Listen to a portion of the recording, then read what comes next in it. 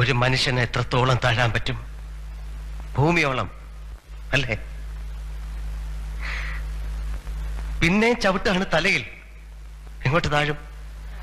പാതാളത്തിലേക്ക് താഴാൻ മഹാബലിയല്ല, വെറും മനുഷ്യൻ സേതുമാധവനാണ്.